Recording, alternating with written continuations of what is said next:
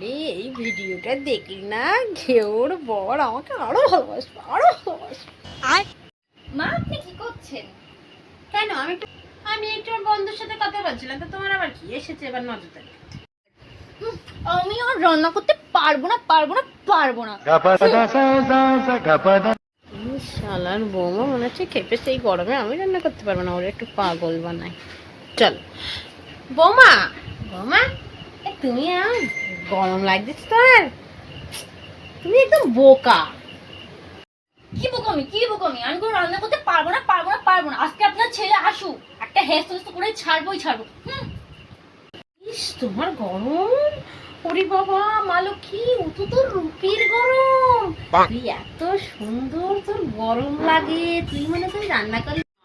বৌমা তুমি তো আমার লক্ষ্মী প্রতিমা, মা গো, তোমার তো রূপের গরম। দেখো না ফোনে সবাই এরম করে এখন রূপের গরম।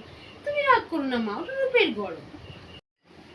ও মা, তাই বুঝি? আগে সুন্দর লাগছে, বলুন কি রান্না করতে হবে বলুন। আপনার ছেলে কি খাবে, বাবা কি খাবে, আপনি কি খাবেন বলুন। আর আপনার কোন বন্ধু আছে, সবাইকে গুছিয়ে খাওয়াবো।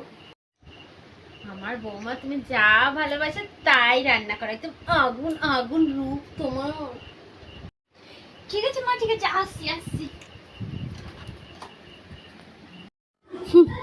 আগুন না তো ছাই, একেবারে রাক্ষসীর মতো, যত সব গরম লাগে।